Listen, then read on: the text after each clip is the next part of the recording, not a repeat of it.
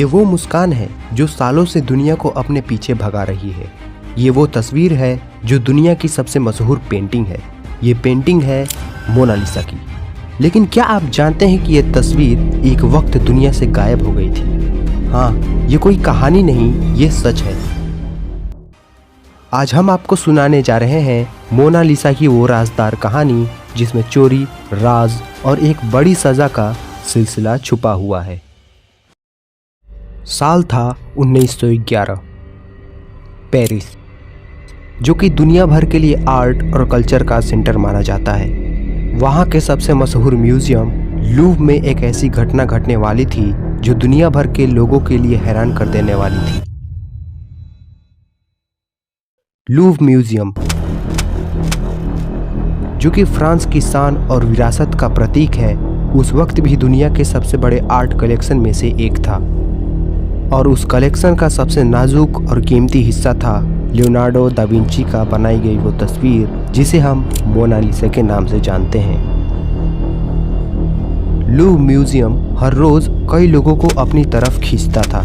Artist, scholars, tourist, यहाँ सभी आते थे ताकि दुनिया की सबसे बड़ी आर्ट क्रिएशन को अपनी आंखों से देख सके। लेकिन 21 अगस्त 1911 को कुछ ऐसा हुआ जो लूव की हिस्ट्री में एक काला धब्बा बन के रह गया। विंसेंजो परुजिया, एक इटालियन कारीगर जो कि लूव में काम करता था, उस दिन म्यूजियम में आया। उसका काम था म्यूजियम की खिड़कियों और फ्रेम्स को मेंटेन करना।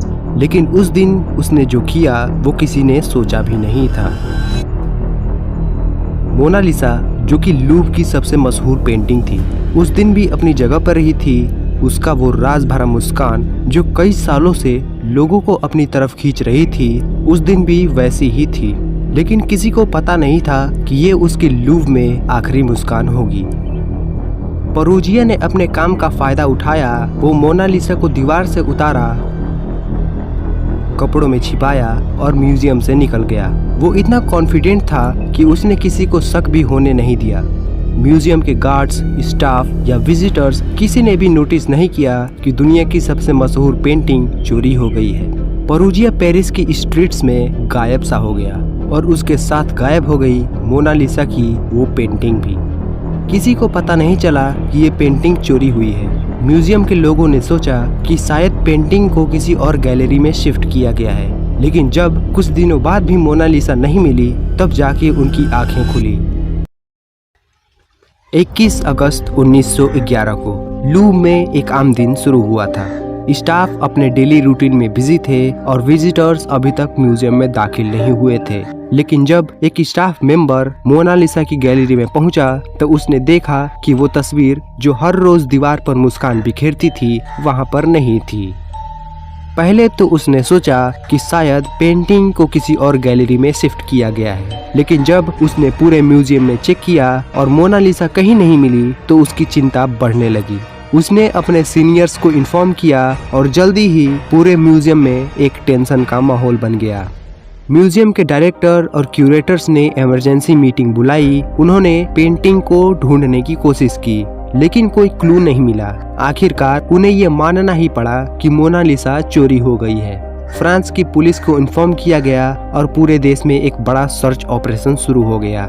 पुलिस ने पूरे म्यूजियम को सील कर दिया और हर एक स्टाफ मेंबर से सवाल जवाब शुरू कर दिया। उन्होंने हर एक गैलरी, हर एक रूम और हर एक कॉर्नर को थ्रोली चेक किया, लेकिन मोनालिसा का कोई पता नहीं चला। ये एक राज बन गया कि कैसे एक इतनी बड़ी और फेमस पेंटिंग इतनी आसानी से चोरी हो सकती है। जब ये खबर मीडिया तक पहुंची तो पूरे फ्रांस में हंगामा मच गया। न्यूज़पेपर ने इसे फ्रंट पेज पर कवर किया और लोगों ने इसे डिस्कस करना शुरू कर दिया। फ्रांस की पुलिस ने बॉर्डर्स बंद कर दिए। ट्रेन्स और शिप्स की चेकिंग होने लगी ताकि पेंटिंग को देश से बाहर ना निकाला जाए। लेकिन मोनालिसा का कोई पता नहीं चला। पेरिस के कैफे और स्ट्रीट्स में लोग इस चोरी के बारे में बात कर रहे थे। कई थ्योरीज सामने आने लगे। कुछ लोगों ने कहा ये किसी बड़े आर्ट लवर का काम है जो मोनालिसा को अपने प्राइवेट कलेक्शन में रखना चाहता है।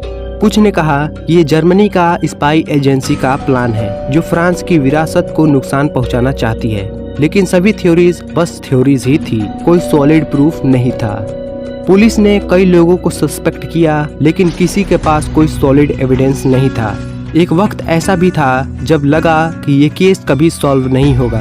फ्रांस की पुलिस और गवर्नमेंट के लिए एक बड़ी चुनौती थी। मोनालिसा, जो कि फ्रांस की शान और विरासत का प्रतीक थी, अब सिर्फ एक खाली दीवार की याद बनकर रह गई थी।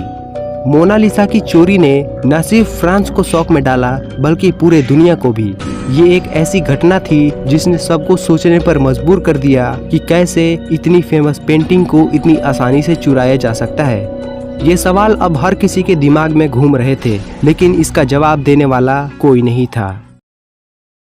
मोनालिसा की चोरी ने फ्रांस की पुलिस को एक बड़ी चुनौती दे दी थी।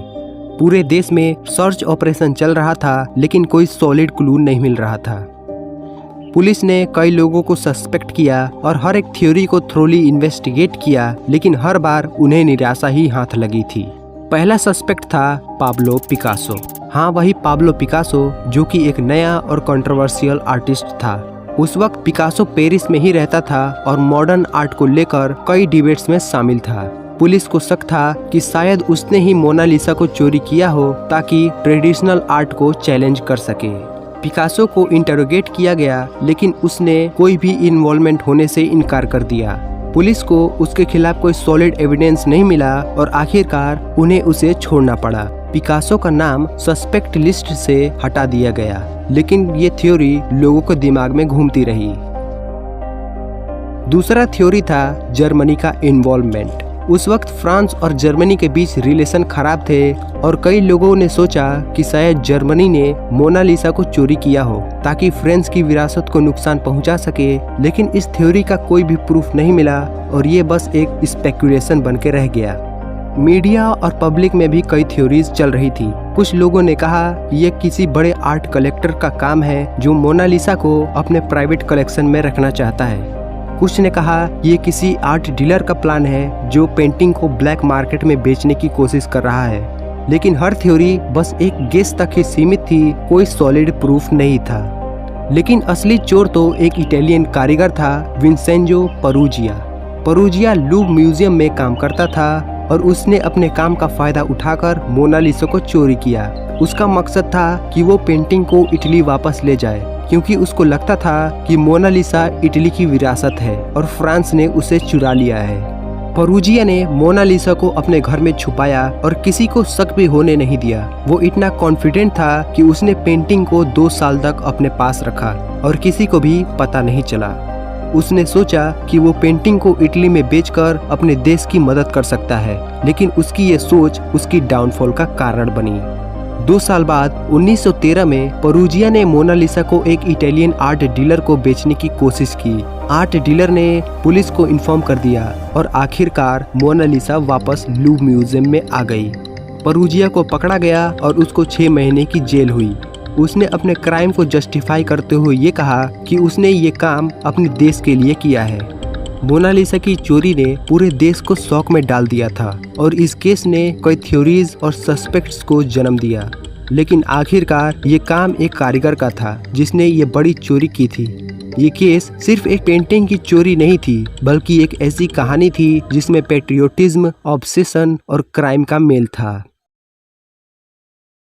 2 साल तक विंसेंजो परूजिया ने मोनालिसा को अपने घर में छुपाए रखा। वो पेंटिंग को इटली वापस ले आया था और उसने सोचा कि वो इसे अपने देश की विरासत के रूप में वापस कर सकता है। परूजिया ने मोनालिसा को अपने पास रखा और उसका प्लान था कि वो इसे किसी अमीर डीलर को बेच दे। उसने सोचा कि वो पेंटिंग को बेचकर पैसा कमाएगा और अपने देश की मदद करेगा, लेकिन उसने ये नहीं सोचा था कि उसकी ये कोशिश उसके पकड़े जाने का कारण बनेगी। दिसंबर 1913 में परूजिया ने एक Italian art dealer alfredo Jerry से कांटेक्ट किया। उसने जेरी को बताया कि उसके पास मोनालिसा है और वो इसे बेचना चाहता है। जेरी, जो कि एक एक्सपीरियंस्ड आर्ट डीलर था, उसने शक किया कि ये पेंटिंग ओरिजिनल है। उसने परूजिया से कहा कि वो पेंटिंग को एक्सपर्ट के पास ले जाएगा ताकि उसकी ऑथेंटिसिटी को कंफर्म किया जा सके। जेरी पेंटिंग को उफिजी गैलरी के एक्सपर्ट के पास ले गया। एक्सपर्ट्स ने पेंटिंग को केयरफुली एग्जामिन किया और आखिरकार ये कंफर्म कर दिया कि ये मोनालिसा ही है। उन्होंने इमीडिएटली पुलिस को इन्फॉर्म किया और परूजिया को ट्रैप करने के लिए प्लानिंग शुरू कर दी। पुलिस ने परूजिया को उसके अपार्टमेंट में अरेस्ट किया और उसने अपने क्राइम को कॉन्फेस कर लिया। मोनालिसा को वापस लूव म्यूजियम में लाया गया और उसकी वापसी ने पूरे फ्रांस में खुशी की लहर फैला दी थी। लोगों ने इसे एक विक्ट्री के रूप में सेलिब्रेट किया और मोनालिसा की पॉपुलैरिटी और भी बढ़ गई। आज मोनालिसा दुनिया की सबसे मशहूर पेंटिंग है। हर साल कई लोग लूव म्यूजियम आते हैं सिर्फ उसकी एक झलक देखने के लिए। 1911 में मोनालिसा की चोरी ने लूव म्यूजियम को अपनी सिक्योरिटी को कम्प्लीटली ओवरहॉल करने पर मजबूर कर दिया। आज मोनालिसा को बुलेट प्रूफ ग्लास में रखा गया है और उसके आसपास हाईटेक सिक्योरिटी कैमरास और गार्ड्स हैं। ये सब कुछ 1911 की उस चोरी का रिजल्ट है जिसने दुनिया को ये सिखाया कि आर्ट की प्रोटेक्शन कितनी जरूरी है। मोनालिसा की चोरी ने न सिर्फ आर्ट वर्ल्ड को शॉक में डाला बल्कि उसने ये भी दिखाया कि एक पेंटिंग कितनी पावरफुल हो सकती है। आज भी लोग उसके मुस्कान के पीछे छुपे राज जानने की कोशिश करते हैं। वो एक ऐसी पेंटिंग है जो हर किसी को अपनी तरफ खींचती है, चाहे वो आर्ट लवर हो या ना हो। तो दोस्तों इसी के साथ खत्म करते हैं आज का ये वीडियो। अगर वीडियो आपको पसंद आया हो तो कुछ न करें। Thanks for watching.